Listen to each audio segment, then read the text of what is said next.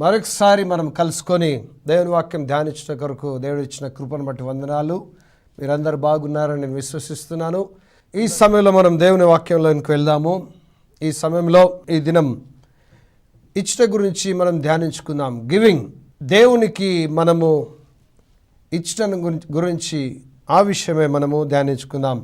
సాధారణంగా ప్రజలు ఏమనుకుంటుంటారంటే, ఎవరైనా దైవ సేవకుడు ఇచ్చటను గురించి బోధిస్తే ఈ బోధకుడు బాగలేదు, మనకు మంచిగా బోధించట్లేదు అని అనుకుంటారు. ఏ సేవకుడైతే ఇచ్చటను గురించి బోధించడో ఆ సేవకుడు చాలా మంచి సేవకుడు అండి, ఆయన ఎప్పుడు ఇవ్వమని అడగడండి అని అనుకుంటుంటాం. ఈ యొక్క ఉద్దేశం కరెక్ట్ కాదు. ఇది దేవుని వాక్య ప్రకారము ఇచ్చుట గురించి బోధించుట కూడా సువార్తలో అది ఒక భాగం. సౌత్ కొరియా దేశంలో సియోల్ నగరంలో పాల్ యాంగిచో అనే ఒక దైవ సేవకుడు ఉన్నాడు. ఆయన సాక్ష్యము, ఆయన ప్రాణాపాయ స్థితిలో ఉన్నప్పుడు ఒక చిన్న అమ్మాయి అందించినటువంటి సువార్త ద్వారా ఆయన రక్షింపబడ్డాడు. క్షయవ్యాధి నుండి ఆయన స్వస్థపడి దేవుని సేవకు తన జీవితం సమర్పించుకొని, నన్ను బ్రతికించిన దేవుని యొక్క సేవ చేస్తానని సేవ ప్రారంభించాడు. ఆయన సేవ ప్రారంభించినటువంటి ఏరియా ఒక మురికివాడలో ఆయన సేవ ప్రారంభించాడు. ఆయన ఒక చిన్న సంఘమును స్థాపించి అక్కడ పరిచయం చేయటం ప్రారంభించి సేవ చేస్తున్న క్రమంలో దేవుడు పాల్ యాంగిచో గారితో ఒకసారి మాట్లాడాడు. పాల్ యాంగిచో అని పిలిచాడు. ఏంటి ప్రభువా అన్నాడు. మాట్లాడినప్పుడు, నువ్వు నా సువార్తను సంపూర్ణంగా ప్రకటించటలేదు అన్నాడు. పాల్ యాంగిచో ఆశ్చర్యపడి, ఏంటి ప్రభువా, నేను నీ సువార్తలో ఏం దాచిపెట్టాను? నేను రక్షణ గురించి బోధిస్తున్నాను, స్వస్థత గురించి బోధిస్తున్నాను, నిత్య ఆశీర్వాదాల గురించి బోధిస్తున్నాను, నేను ఏం దాచిపెట్టాను ప్రభువా నీ సువార్తలు అంటే? నువ్వు ఇచ్చట గురించి చెప్పటం లేదు అన్నాడు ప్రభు. అప్పుడు పాల్ యాంగిచో నవ్వి, ఓ అదే ప్రభువా, నీకు తెలియదా ప్రభువా, నా సంఘంలో ఉన్నటువంటి వాళ్ళందరూ ఎటువంటి వారు నీకు తెలియదా ప్రభువా? మహాపేదలు, పెంట కుప్పల మీద కాగితాలు అమ్ముకొని జీవించేవారు, కాగితాలు ఏరుకొని అమ్ముకొని జీవించేటువంటి వారు, కట్టెలు, పూలు, కూరగాయలు, చిన్న చిన్న వ్యాపారాలు చేసుకొని జీవించేటటువంటి వారు, వారికి ఇచ్చట గురించి ఎంత చెప్పినా ఏం లాభం ప్రభా, వారు ఏమి ఇవ్వగలరు అని అన్నప్పుడు దేవుడు, ఇవన్నీ నువ్వు నాకు చెప్పొద్దు, చెప్పింది చేయమన్నాడు. ఇచ్చట గురించి చెప్పు అన్నాడు. అప్పటి నుంచి పాల్ యాంగిచో తన సంఘంలో ఇచ్చట గురించి కూడా బోధించడం ప్రారంభించాడు. వాళ్ళ జీవన పరిస్థితులు ఎట్లా ఉన్నా సరే వాటిని ఏమాత్రం పట్టించుకోకుండా ప్రభు చెప్పిన మాటకు లోబడి ఆయన ఇచ్చట గురించి బోధించడం ప్రారంభించాడు. మీరు దశంభాగములను తీసుకొచ్చి, మీ సంపాదనలో దశంభాగాలు తీసుకొచ్చి సంఘంలో ఇవ్వాలి, తర్వాత ప్రతిష్టార్పణలు ఇవ్వాలి, ప్రథమ ఫలార్పణలు ఇవ్వాలి, మీ శక్తి కొలు దేవునికి ఇవ్వాలి అని ఇచ్చట గురించి బోధించడం ప్రారంభించారు. ప్రజలు వాక్యాన్ని గ్రహిస్తూ వారికి వచ్చే చిన్న ఆదాయంలోనే వారి దశంభాగము ₹1 కావచ్చు, ₹2 కావచ్చు తీసుకొని సంఘంలో ఇవ్వటం ప్రారంభించారు. చిన్నగా దేవుడు వాళ్ళని ఆశీర్వదించడం ప్రారంభించాడు. ఆ సంఘమును ఆశీర్వదించడం ప్రారంభించాడు. సంఘంలో ప్రతి కుటుంబముని, ప్రతి వ్యక్తిని ఆశీర్వదించడం దేవుడు ప్రారంభించాడు. చిన్న చిన్నగా సంఘం పెరిగింది. ప్రజలు ఐశ్వర్యవంతులు అవుతున్నారు దేవునిలో. ఈ రోజున ఆయన సంఘము 10 లక్షల మందితో కూడినటువంటి సంఘము. సౌత్ కొరియా సియోల్లో ఆయన సంఘం 10 లక్షల మంది ఉన్నటువంటి పెద్ద సంఘం ప్రపంచంలోనే. మరి ఆయన సంఘంలో మరి చాలామంది లక్షాధికారులు, కోటీశ్వరులు, ఎంతోమంది ధనవంతులయ్యారు. కారణం ఏంటంటే, పాల్ యాంగిచో దైవ సేవకుడు దేవుని యొక్క ఆజ్ఞను అనుసరించి ఇచ్చటం గురించి బోధించడం బట్టే వారి జీవితాలు, వారి కుటుంబాలు ఆశీర్వదించబడ్డాయి. ఇచ్చట అన్నది దేవుని యొక్క సువార్తలో ఒక భాగము. యేసుక్రీస్తు ప్రభు కూడా మరి ఇచ్చట గురించి ఆయన బోధించాడు. మత్తయి సువార్త 6వ అధ్యాయము 19వ వచనం నుండి 21వ వచనం వరకు మనం చూసినట్లయితే ప్రభు భూమి మీద మీ కొరకు ధనమును కూర్చుకొనవద్దు, ఇక్కడ చిమ్మటయు తుప్పును తినివేయును, దొంగలు కన్నం వేసి దొంగిలెదరు. పరలోకమున మీ కొరకు ధనమును కూర్చుకొనుడి, అచ్చట చిమ్మెటైనను తుప్పైనను దాన్ని తినివేయదు, దొంగలు కన్నం వేసి దొంగిలరు. నీ ధనమెక్కడ నుండునో అక్కడనే నీ హృదయము ఉండును. భూమి మీద మీ కొరకు ధనమును కూర్చుకోకండి, ఇక్కడ చిమ్మెట తుప్పు తినివేస్తుంది, దొంగలు కన్నం వేసి దొంగతనం చేస్తారు అని ప్రభు చెప్తున్నాడు. కనుక పరలోకం మీ కొరకు ధనమును కూర్చుకోండి అని అంటున్నాడు. హల్లెలూయా. చాలామంది మనం ఏదో ఒక రోజున ఈ లోకాన్ని విడిచిపెట్టి వెళ్ళవలసి ఉంది అన్నటువంటి విషయాన్ని మర్చిపోతారు. మర్చిపోయి ధనము లెక్కబెట్టేంత ధనం కూర్చుకుంటూ ఉంటారు.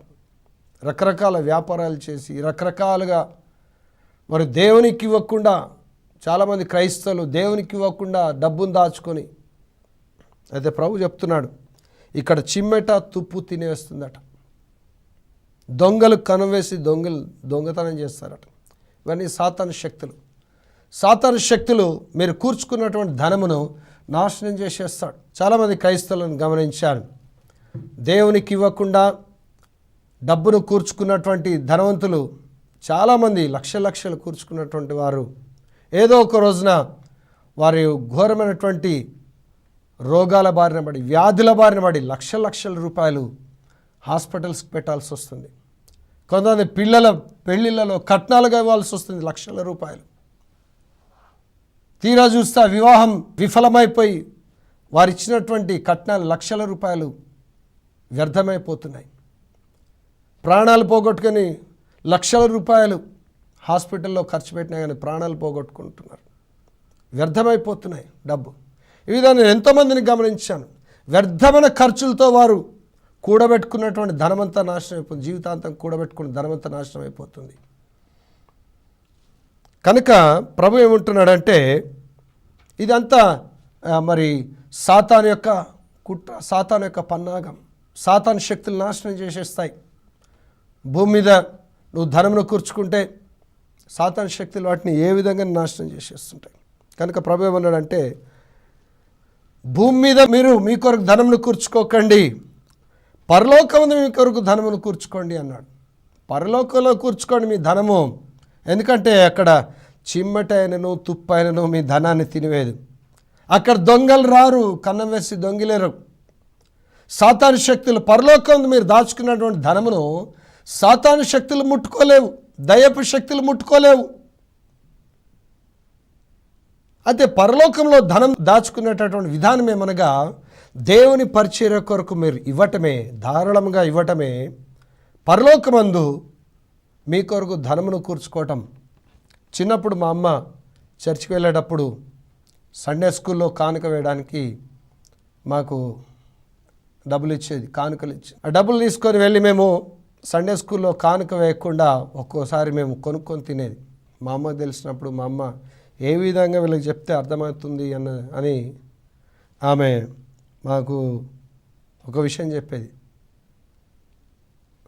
అరే నాన్న, ఇచ్చిన డబ్బును నువ్వు కొనుక్కొని తినకరా, కానుక కొరకు ఇచ్చినవి తప్పకుండా కానుకని వేయాలి. ఇక్కడ మనం కానుక వేసిన డబ్బులన్నీ కూడా పరలోకంలో అవి దేవుని దగ్గర జమ అవుతాయి. ఆ డబ్బుతోటే దేవుడు మనం పరలోకం వెళ్ళినప్పుడు మనకు ఒక మంచి ఇల్లు పరలోకంలో దేవుడు మనకు కట్టిస్తాడు. కనుక మనం దేవునికి ఇవ్వాలి అని మాకు నేర్పించింది. అవును, అది సత్యం. పరలోకమందు ధనం కూర్చుకునే విధానం అది.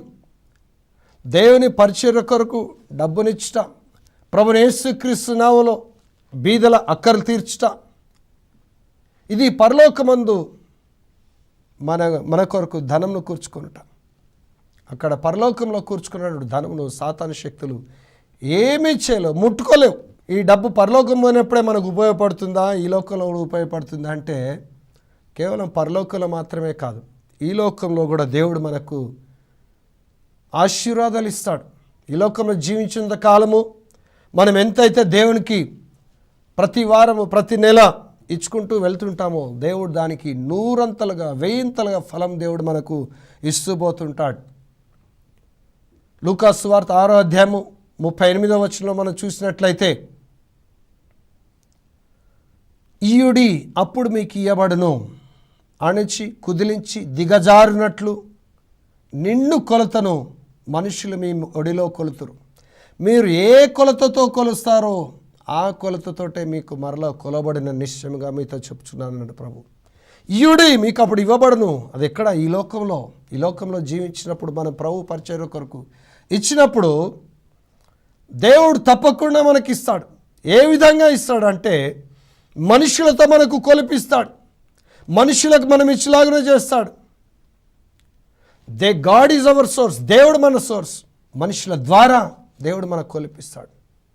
అణిచి కుదిలించి దిగజారినట్లు నిండు కొలతను దేవుడు మన ఒడిలో మనకు కొలిపిస్తాడు.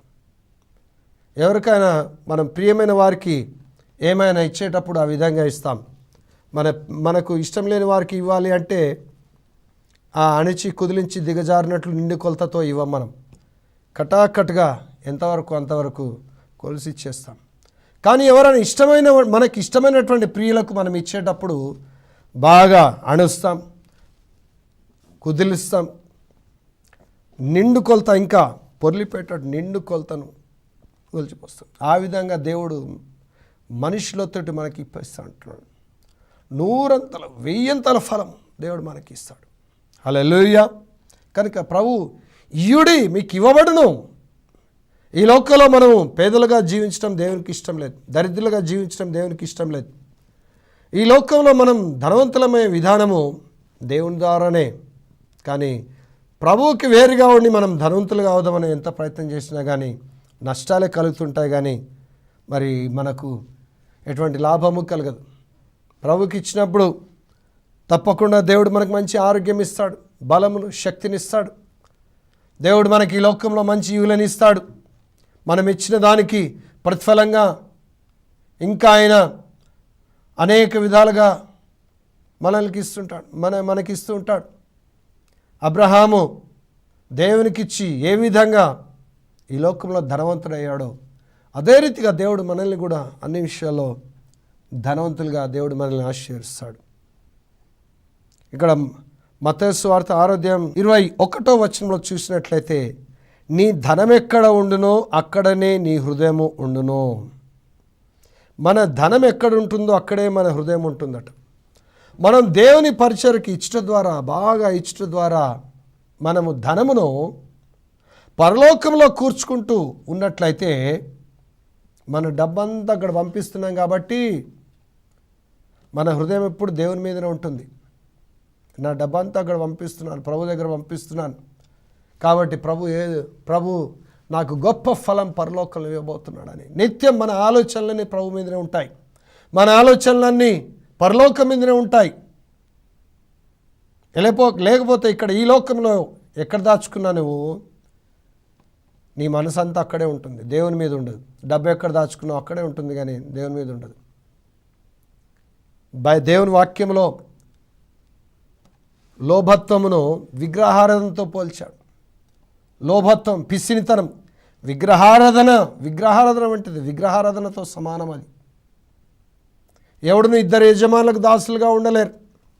దేవునికి సిరికి దాసులుగా ఉండలేరు. మీరు ఉంటే దేవుని కన్నా దాసులుగా ఉండాలి, సిరి కన్నా దాసులుగా ఉండాలి. సిరి అంటే డబ్బు కాదు. సిరి అనగా డబ్బు కోసం ప్రేరేపించేటటువంటి ఒక దురాత్మ.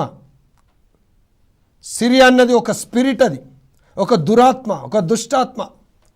అదేం చేస్తుందంటే మనల్ని డబ్బు సంపాదించు, ధనం సంపాదించు, దేవునికి ఇవ్వకు, బాగా కూర్చుకో అని మనల్ని ప్రేరేపిస్తుంది దురాత్మ. అంతేగాని డబ్బు అంటే అది సిరి కాదు, ధనము సిరి కాదు. అయితే దేవునికి దాసులుగా ఉన్నప్పుడు, దేవుని పరిచర్యకు మనం ఇస్తున్నప్పుడు దేవునిలో మనం ధనవంతులమవుతాం. సామెతల గ్రంథం 10వ అధ్యాయం 22వ వచనంలో యెహోవా ఆశీర్వాదం ఐశ్వర్యం ఇచ్చును అన్నది. డబ్బు మనకు ఐశ్వర్యం ఇచ్చును అని దేవుని వాక్యంలో ఎక్కడ రాయబడలేదు. కూర్చుకున్న ధనం ఒకవేళ దేవునికి ఇవ్వకుండా నువ్వు ఎంత ధనం కూర్చుకున్నది నాశనం అయిపోతుంది, దాంతో ధనవంతులు కాకుండా పోతాం. డబ్బు మనల్ని ఐశ్వర్యవంతులుగా చేస్తున్న దేవుని వాక్యంలో లేదు. యెహోవా ఆశీర్వాదం మూలానే మనం ఐశ్వర్యవంతులు అవుతాం ఈ లోకంలో. కనుక యెహోవా ఆశీర్వాదం కావాలి అంటే మనం ఖచ్చితంగా దేవుని పరిచయం ఒకరికి మనం ఇవ్వాలి. ఇచ్చినప్పుడు దేవుడు ఆయనలో మనల్ని ఆశీర్వదిస్తాడు, ఆయనలో మనల్ని దీవిస్తాడు, ఆయనలో మనల్ని ధనవంతులుగా చేస్తాడు. కనుక దేవుని పరిచర్య కొరకు తప్పకుండా మనం ఇవ్వాలి. యేసు ప్రభు లూకాసు సువార్త 21వ అధ్యాయంలో 1-4 వరకు మనం చూసినట్లయితే, కానుక పెట్టెలో తమ కానుకలు వేయిచున్న ధనవంతులను ఆయన పారజూచెను. ఒక బీద విధరాలు 2 కాసులు అందులో వేయుచుండగా చూచి, ఈ బీద విధరాలు అందరికంటే ఎక్కువ వేసనని మీతో నిజంగా చెప్పుచున్నాను. వారందరూ తమ కలిగిన సమృద్ధిలో నుండి కానుకలు వేసిరు కానీ ఈమె తన లేమిలో తనకు కలిగిన జీవనం అంతయు వేసనని వారితో చెప్పాను. హల్లెలూయా. యేసు ప్రభు మనం ఆయన కొరకు ఇచ్చే కానుకలను ఆయన ఎప్పుడు దృష్టిస్తుంటాడు. హల్లెలూయా. నువ్వు ఎంత ప్రార్థన చేస్తున్నావు, నువ్వు ఎంత వాక్యం చదువుతున్నావు, అది మాత్రమే దేవుడు దృష్టించటం కాదు. నువ్వు దేవుని కొరకు ఎంత ఇస్తున్నావు, ఎటువంటి మనసుతో ఇస్తున్నావు, అది కూడా ప్రభు గమనిస్తాడు. ఈ యొక్క సందర్భం మనకు అదే బోధిస్తుంది. కానుకల పెట్టెలో అందరు కానుకలు వేస్తుండగా సమాజ మందిరంలో ప్రభు అందరినీ గమనిస్తున్నాడు. ఎవరెంత వేస్తున్నారో గమనిస్తున్నాడు. ధనవంతులు వస్తున్నారు, వాళ్ళకున్న సమృద్ధిలోండి కట్టలు వేస్తున్నారు డబ్బు. ఒక బీద విధరాల దగ్గర ఆమెకున్న ఆస్తి అంతా 2 కాసులు. ఆ 2 కాసులు ఆమె తీసి కానుకల పెట్టెలో వేసింది. ప్రభు అన్నాడు, ఈమె అందరికంటే ఎక్కువగా ఇచ్చింది, ఈమె తన లేమిలో తన జీవనమంతా వేసేసింది అన్నాడు. ఆమెకున్న 2 కాసులు, ఆమెకున్నటువంటి ఆ పేదరికంలో కూడా ఆమెకున్న ఆస్తి అంతా వేసేసింది. ఒకవేళ ఆమె దగ్గర 2 కోట్ల రూపాయలు ఉంటే ఆ 2 కోట్ల రూపాయలు కూడా వేసేసేదేమో. ప్రభువుని అంతగా ప్రేమించి ఆమె ఇచ్చింది. ఆ విధంగా నీ హృదయపూర్వకంగా దేవునికి మరి ఎంత ఎక్కువగా ఇవ్వాలని ఇష్టపడితే ప్రభు అంత ఎక్కువగా నిన్ను దృష్టించి దేవుని ఆశీర్వదిస్తాడు. హల్లెలూయా. కనుక గమనించండి, ఇచ్చుట అన్నది బైబిల్లో చాలా ప్రాధాన్యమైనటువంటి విషయం. యేసు ప్రభు సువార్తలో ఇచ్చుటను గురించి కూడా బోధించడం ఇది ఒక ముఖ్యమైనటువంటి భాగము. దీన్ని ఎవరు కాదంటానికి వీల్లేదు, దీన్ని ఎవరు తప్పుపట్టడానికి వీల్లేదు. హల్లెలూయా. కొంతమందికి ఇచ్చుట గురించి చెప్తే చాలా కోపం వస్తుంది, శక్తి కొల దేవునికి ఇవ్వమని చెప్తే చాలా కోపం వస్తుంది. మరి నువ్వు అన్ని ఆజ్ఞలు పాటించి ఈ ఆజ్ఞ పాటించకపోతే ఏం లాభము?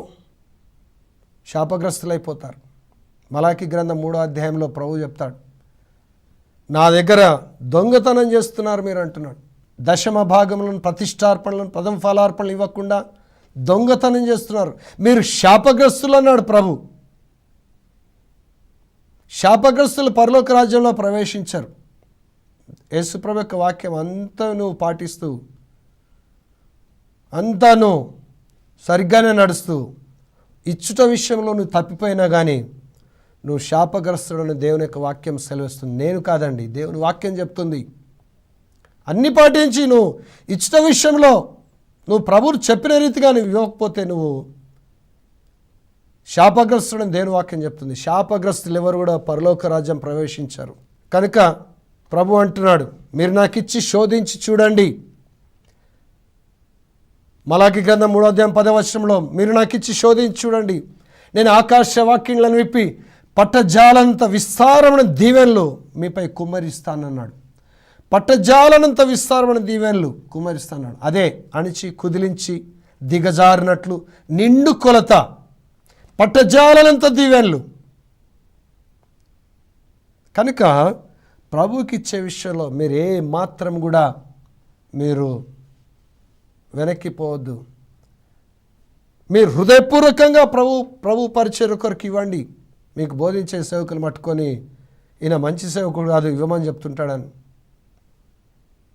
అనుకోకండి. మంచి మంచి సేవకులు, దైవ సేవకులంతా కూడా, మంచి మంచి దైవ సేవకులందరూ కూడా ఇచ్చట గురించి ప్రతిదినం బోధిస్తారు. మా సంఘంలో కూడా ప్రతి ఆదివారం ఇచ్చట గురించి మేము బోధిస్తుంటాం. ఎందుకంటే ఏ విషయంలో కూడా సంఘంలో లోపం ఉండడానికి వీల్లేదు, ఇచ్చే విషయంలో కూడా. హల్లెలూయా. కనుక ఈ విషయంలో కూడా మిమ్మల్ని మీరు సరి చేసుకోవాలని కోరుతున్నాను. ఇస్సాకు కరువు కాలమందు విత్తనం వేసి 100 ఫలం పొందినట్టుగా దేవుని వాక్యము సెలవిస్తుంది. సారెపతి విధరాలు ఆఖరి భోజనంలో కూడా దేవుని వాక్య ప్రకారము ప్రవక్తకు ఆఖరి భోజనంలో కూడా పాలు ఇచ్చి ఆమె కరువు కాలం అంతా పోషింపబడింది. ఆ విధంగా మీరు కూడా ఆశీర్వదించబడతారు. హల్లెలూయా. కనుక మీరు ఇచ్చేవారుగా ఉండాలని దేవుని యొక్క సేవకునిగా నేను మిమ్మల్ని హెచ్చరిస్తున్నాను. ఇచ్చేవారుగా ఉండండి. పిసినారులుగా ఉండి, లోభులుగా ఉండి విగ్రహారాధికులు కాకండి. విగ్రహారాధనతో సమానమని దేవుని వాక్యంలో రాయబడింది. హల్లెలూయా. ప్రార్థించుకుందాం. ఈ సమయంలో నేను మీ రోగములను దేవుడు స్వస్థపరచినట్లుగా, మీ అక్కర్లు దేవుడు తీర్చినట్లుగా ప్రార్థించాలని నేను అనుకుంటున్నాను. కాబట్టి ఈ సమయంలో మీరు నాతో పాటు ప్రార్థనలు ఏకీభవించండి. పరిశుద్ధత మా పరలోక తండ్రి యేసుక్రీస్తు ప్రభువానికి స్తుతులు స్తోత్రములు చెల్లిస్తున్నాను. మహాదేవ, గొప్ప దేవుడానికి స్తోత్రం. మా కొరకు ఈ లోకంలోనికి మానవ దారిగా దిగివచ్చి మా పాపములను శిలువలో మోసిన దేవానికి స్తోత్రం. మా పాపముల శిక్షను శిలువలో భరించి మా పాపల పరిహారం నిమిత్తం నాన్న శిలువలో నీ రక్తమంతా కార్చి మాకు బదులుగా శిలువలో నాన్న నీవు చనిపోయి పాతి పెట్టబడి తిరిగి 3వ దినం సమాధిలో సజీవుని గెలిచిన దేవానికి స్తోత్రం. పరిశుద్ధాత్మ స్వరూపే సమయంలో మాలోని మాతో దేవానికి స్తోత్రం. ప్రభువా, ఈ సమయంలో ఈ వాక్యం విన్న బిడ్డల హృదయాల్లో వాక్యాన్ని ఫలింపజేయండి. నాన్న 100 ఫలింపజేయండి. వీరు 100 ఫలభరిత జీవితాలను గడచండి.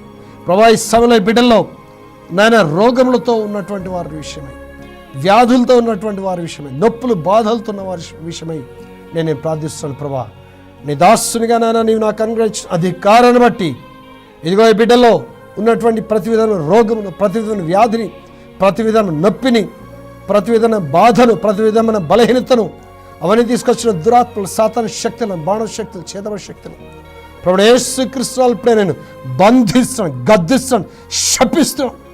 ప్రభువా యేసు నామములో ఇప్పుడే అవి ఇదిగో వీరిని విడిచిపోవాల్సిందిగా వాటికి ఇప్పుడు నేను యేసునామములో ఆజ్ఞాపిస్తున్నాను. పని నొప్పులారా, పని రోగములారా, పని వ్యాధులారా, పని అవన్నీ తీసుకొచ్చిన దురాత్మలారా, సాతాను శక్తులారా, ప్రభువా యేసుక్రీస్తు నామములో ఇప్పుడే మీరు ఈ బిడ్డల్ని విడిచిపోదురాక.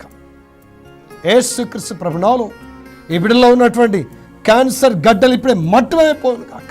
యేసుక్రీస్తు ప్రభునామములో నాన్న బిడ్డల కిడ్నీస్లో ఉన్నటువంటి ఇదిగో ప్రభు రాళ్ళు ఇప్పుడే కరిగిపోనుగాక, మూత్రం ద్వారా ఇదిగో పడిపోనుగాక. ఎవరైనా సరే ఇదిగో ఎయిడ్స్తో ఉన్నట్లయితే యేసునామములో ఇప్పుడే HIV పాజిటివ్ వైరస్ని యేసునామములో ఇప్పుడే గద్దిస్తున్నాను. ఇప్పుడే వారిని విడిచిపోనుగాక. శిలువలోని పొందిన గాయం రుచిత ప్రభా ఈ బిడ్డలకి ఇప్పుడు సంపూర్ణ విడుదలనిస్తున్నాను, సంపూర్ణ స్వస్థతనిస్తున్నాను. యేసు ప్రభువా నాయన ఇదిగో వీరి కడుపులో ఉన్న నొప్పులు, తలలో ఉన్న నొప్పులు, కాళ్ళలో కీళ్లలో ఉన్నట్టు నొప్పులు యేసునామములో ఇప్పుడే వీరిని విడిచిపోను కాక. ఈ బిడ్డలు అరికాళ్ళకు నడినెత్తారు, వీరి ప్రాణాత్మ దేహంలో యేసు ప్రభువా ఇప్పుడే నన్ను నీ శాంతి, సమాధానము, నీ ఆరోగ్యం, నీ బలము, నీ పరిశుద్ధాత్మ శక్తిని యేసునామములో ఇప్పుడే నేను నింపుతున్నాను ప్రభా. నీకు స్తోత్రం. యేసునామములో ప్రభా గుడ్డివారు చూచుదురుగాక, చెవిటివారు విందురుగాక, మూగవారు మాట్లాడుదురుగాక. యేసునామములో ప్రభా ఇదిగో బిడ్డలు ఇప్పుడే పరిశుద్ధాత్మతో నింపుతున్నాను. నీకు స్తోత్రం.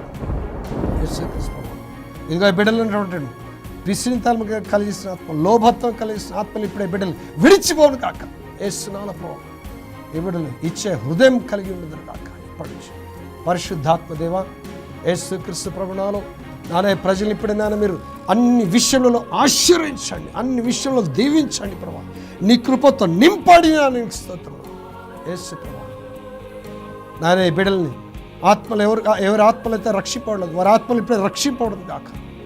పరిశుద్ధాత్మ కొరకు ఎవరు ఆకలి కలిగి ఉన్నారో వారిని ఇప్పుడే నీ పరిశుద్ధాత్మతో నింపుదు గాక. యేసు నామములో ప్రార్థించి వేడుకొంచున్నాను పరమ తండ్రి. ఆమేన్, ఆమేన్, ఆమేన్, ఆమేన్.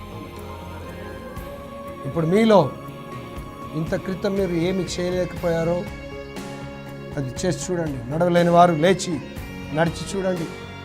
చూడలేని వారు మీ చూపును పరీక్షించుకోండి. వినలేని వారు మీ వినికిడి శక్తిని పరీక్షించుకోండి.